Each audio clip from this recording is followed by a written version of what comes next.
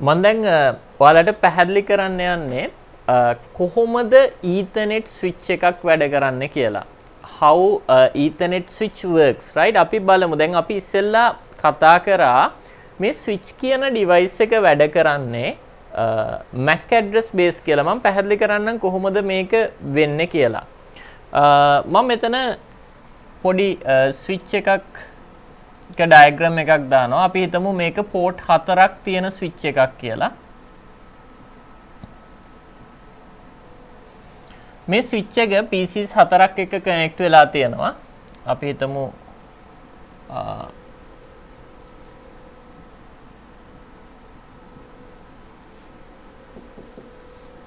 මේ තියෙන්නේ PCs 4.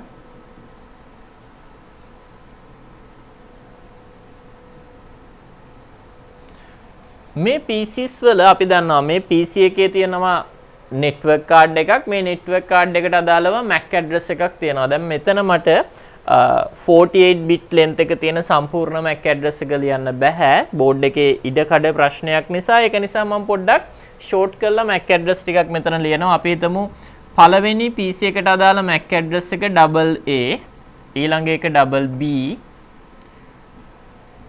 C, D. ඔය විදියට MAC address assign වෙලා තියෙනවා කියලා හිතන්න PCs 4ට. උඩ පොඩ්ඩක් හිතලා බලන්න. මේ PC එකේ MAC address එක assign වෙලා තියෙන්නේ PC එකේ තියෙන network card එකට අදාළව. දැන් අපි හිතුවොත් මෙයා තමයි PCA, PCB, PCC සහ PCD. ඔය විදියට PCs 4 connect වෙලා තියෙනවා network එකට.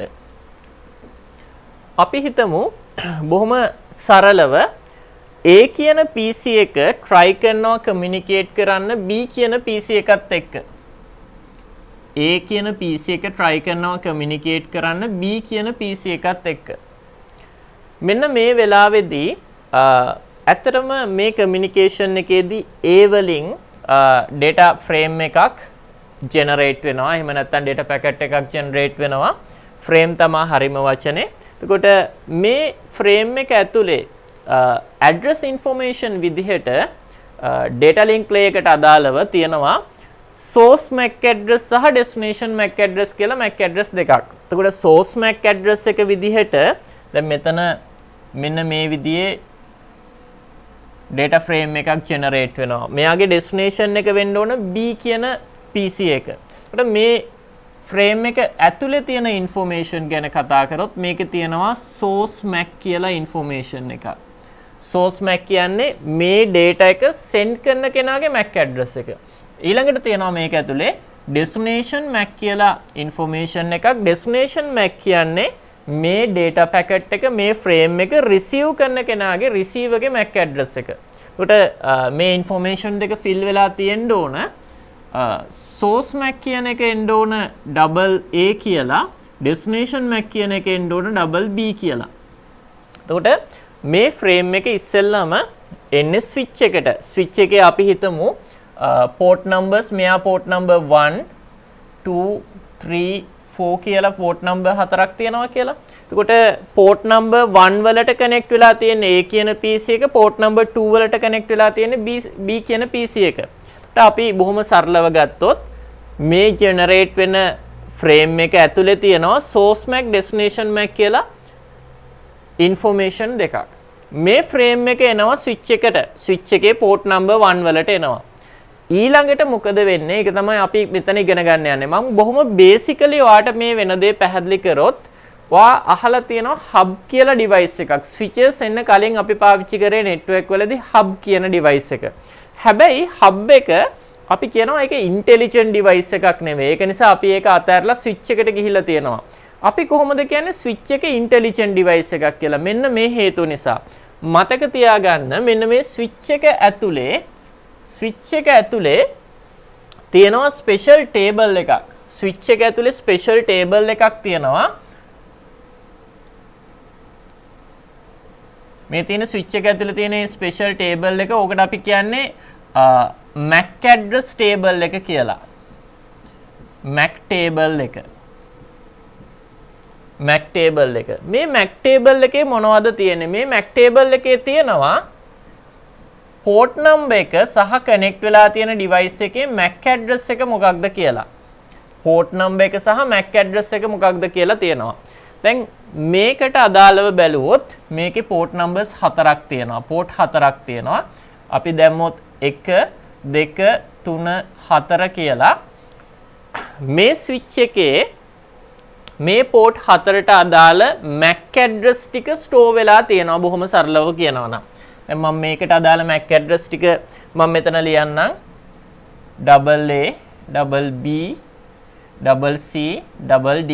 ඔය විදිහට MAC table එකේ connect වෙලා තියෙන device වල MAC address ටික store වෙලා තියෙනවා.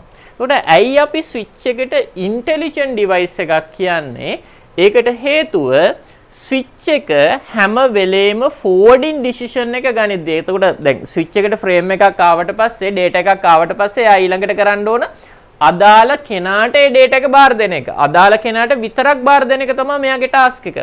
එහෙනම් අන්නේ decision එක ගනිද්දී switch එක මේ frame එකේ මෙන්න මේ information එක match කරනවා. මේ ඇවිල්ලා තියෙන information එක match කරනවා මෙතන තියෙන MAC address table එකත් එක්ක. ඒකට බොහොම සරලව ගත්තොත් මෙතනදී destination MAC එක කියන්නේ receiver ගේ MAC එක. එතකොට switch එක බලන්න ඕන receiver ගේ MAC එක මගේ MAC table එකේ කොහෙද තියෙන්නේ. එතකොට එයාට පේනවා receiver ගේ MAC එක වෙන්නේ BB connect වෙලා තියෙන්නේ port number 2 වලට.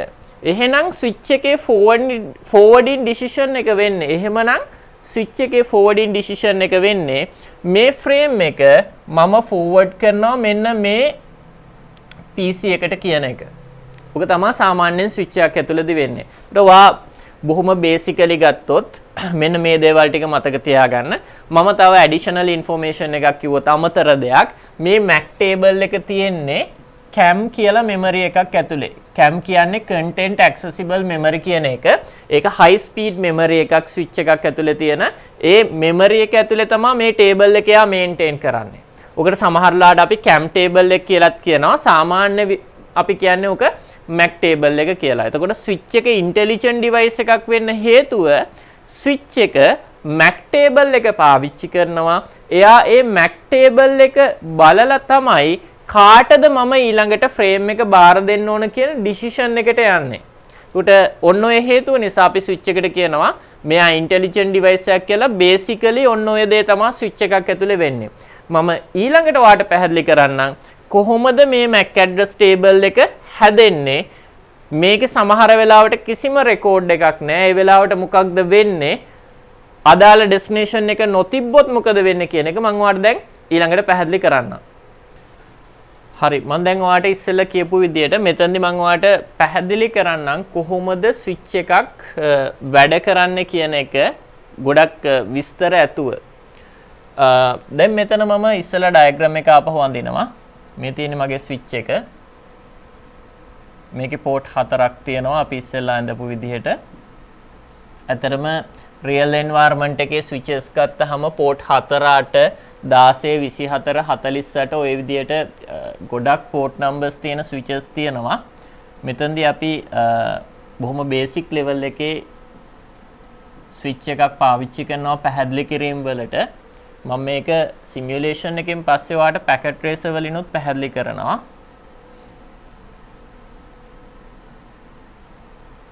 මේ තියෙන්නේ අපේ PCs 4 ඉස්සෙල්ලා විදිහටම. කොට මෙයා PC A B C D කියලා ගත්තොත් මේ මෙයාලගේ MAC address. ඒකට ඇත්තටම MAC address එකේ format එක මේක නෙවෙයි. මෙතන කරන්නේ මම representation එකක් විතරයි. port number 1 2 3 4. හරි. අපි මුලින්ම බලමු. දැන් මේකේ MAC address එක. මෙයාගේ MAC table එක මුලින්ම මෙන්න මේ විදිහට තියෙන්නේ. MAC table.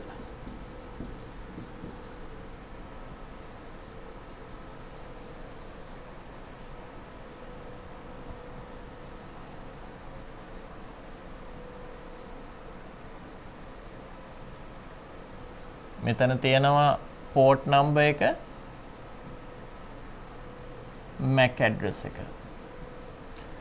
පළවෙනියටම මේ Mac table එකේ කිසිම රෙකෝඩ් එකක් නැහැ. ඔය විදිහට තමයි switch එක තියෙන. ඒ කියන්නේ switch එකක් සාමාන්‍යයෙන් initial stage එකේදී එයාගේ Mac table එකේ කිසිම රෙකෝඩ් එකක් නැහැ මතක තියාගන්න.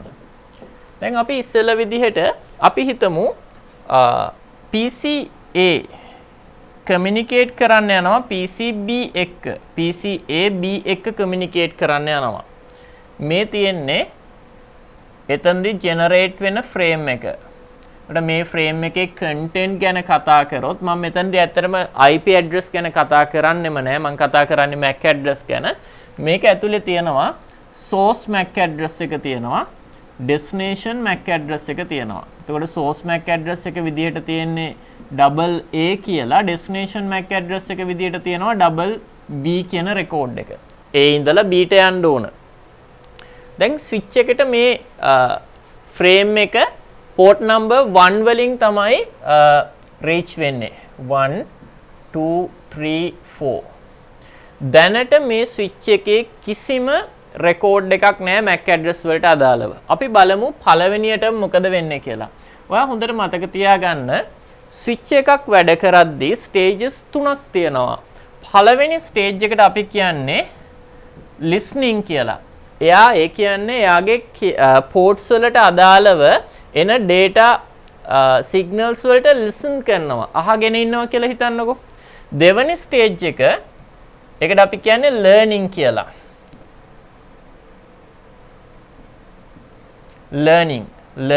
learn කියන stage එක.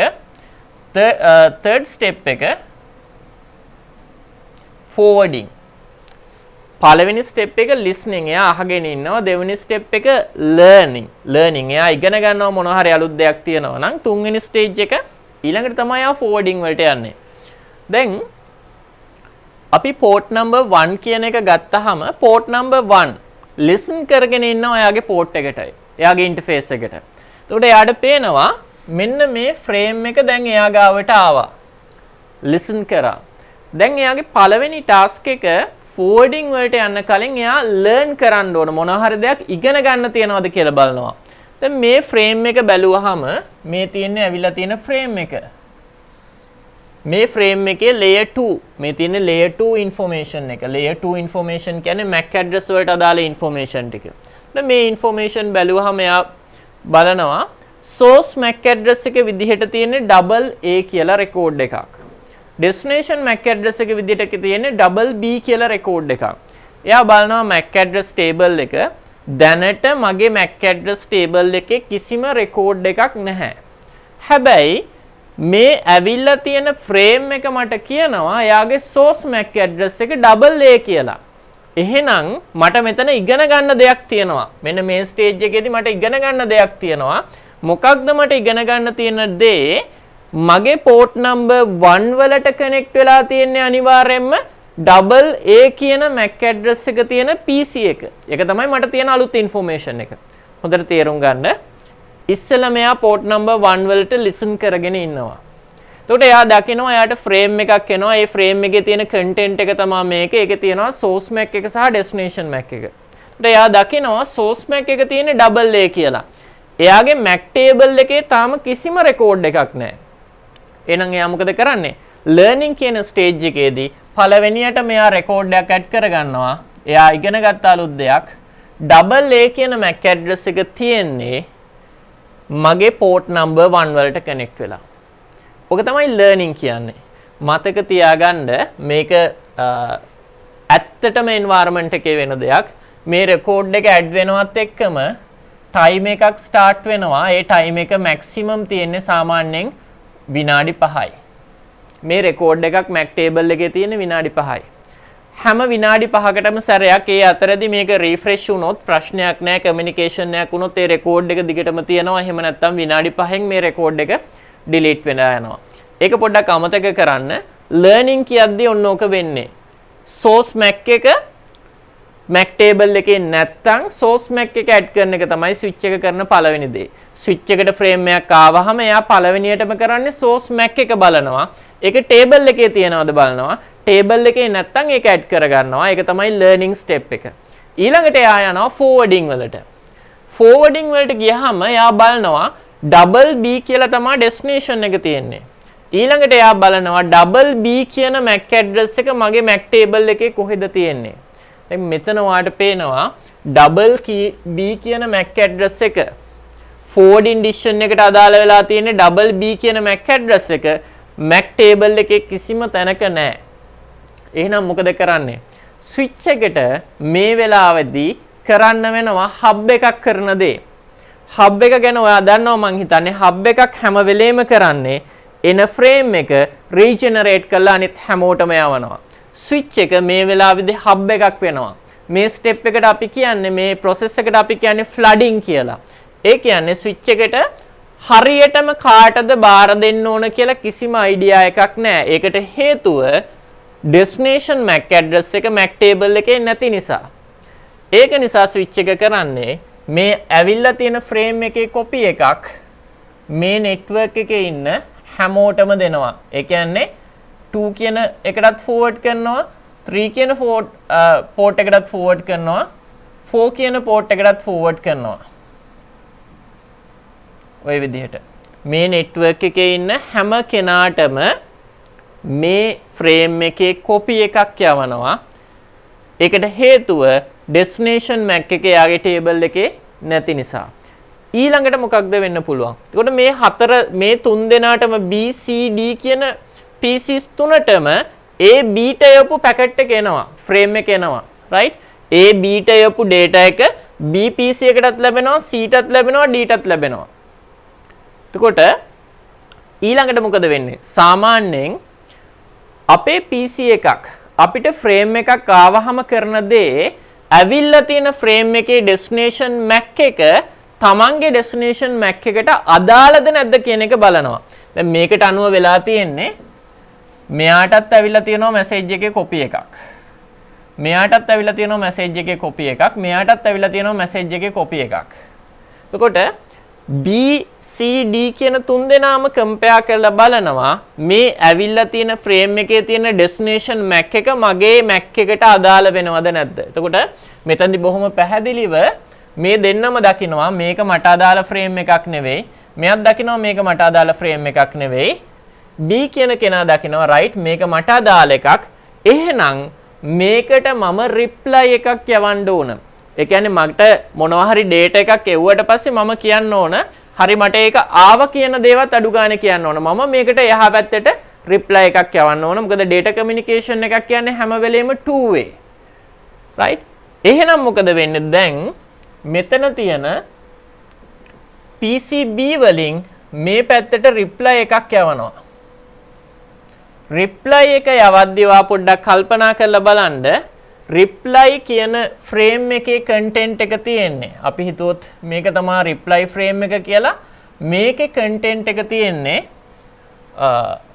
source MAC එක BB කියලා, destination MAC එක AA කියලා. මේක තමයි reply එක. right? මේ තියෙන reply එකේ තියෙන්නේ ඔන්න ඔය information එක. ඒ කියන්නේ B වලින් A වලට යන frame එක. එතෙන්දි මොකද වෙන්නේ? එතෙන්දි ආපහු ඔයාගේ switch එකට chance එකක් එනවා learn කරන්න. මොකක්ද එයා එතෙන්දි learn කරන්නේ? මට port number 2ට සම්බන්ධ වෙලා port number 2 වලට සම්බන්ධ වෙලා තියෙන කෙනා message එකක් එවලා තියෙනවා, data එකක් එවලා තියෙනවා. ඒකේ තියෙනවා source MAC එක double B කියලා. එහෙනම් මෙයා මොකද කරන්නේ? ඉස්සෙල්ලම MAC table එක fill කරගන්නවා. ඊළඟට එයා යන්න හදනවා forwarding decision එකට. ඒ ඇවිල්ලා තියෙන message එකේ record එකක් තියෙනවා destination MAC එක double A වෙන්න ඕන කියලා. එයා බලනවා reply packet එකට අදාළව එහෙම නැත්නම් PCB වලින් A වලට යන packet එකට අදාළව destination MAC එක තියෙන්නේ double A කියලා. double A කියන MAC address එක අපේ MAC table එකේ තියෙනවද? ඔව් මෙතනදි තියෙනවා කිසිම ප්‍රශ්නයක් නැහැ. එහෙනම් එයා කරන්නේ මේ frame එක PC A ට විතරක් බාර දෙනවා. PC A ට විතරක් බාර දෙනවා. ඒකට අපි කියන්නේ unicast communication එකක් කියලා. unicast communication එකක් B වලින් එන packet එක frame එක A වලට විතරයි මෙතනදී එන්නේ. ඔන්න ඔය විදිහට තමයි switch එකක් ස්විච් එකක MAC address table එක built වෙන්නේ. මම ඊළඟට ඔයාලට පැහැදිලි කරන්නම්. ඊළඟ step එකේදී අපි හිතමු PC C try කරනවා communicate කරන්න PC A එක්ක මොකක්ද වෙන්නේ කියන එක. හරි. දැන් මම ඔයාලට ඉස්සෙල්ලා කියපු විදිහට දැන් අපි හිතමු PC C වලින් PC C වල ඉඳලා PC A වලට data එකක් යවන්න යනවා. ඒ කියන්නේ PC C වලින් තමයි දැන් එහෙනම් frame එක start වෙන්නේ. මේ තියෙන්නේ frame එක. මේ frame එක ඇතුලේ තියෙන layer 2 information data link layer එහෙම නැත්නම් MAC address information ගත්තොත් ඔතන තියෙනවා source MAC එක තියෙනවා destination MAC එක තියෙනවා. source MAC එක වෙන්නේ CC කියන information එක, destination MAC එක වෙන්නේ DD කියන information එක. sorry. destination MAC එක වෙන්නේ A කියන information එක. මොකද frame එක යන්නේ C ඉඳලා A ට. එතකොට මෙන්න මේ data ටික තමයි මේ information ටික මේ generate වෙන PC C වලින් port number 3 වලට receive වෙන frame එකේ තියෙනවා. දැන් මොකද වෙන්නේ? ඉස්සෙල්ලා විදිහටම තමයි port number 3 වලට switch එක listen කරගෙන ඉන්නවා. එයා දකිනවා frame එකක් ආවා. port number 3 වලට frame එකක් ආවා. දැන් ඊළඟට එයා යනවා learning කියන step එකට. එයා බලනවා මේකේ මට අලුතෙන් ඉගෙන ගන්න දෙයක් තියෙනවද? එයා එතනදි ඉස්සෙල්ලම බලන්නේ මොකක්ද source MAC එක. source MAC එක තියෙනවා CC කියලා.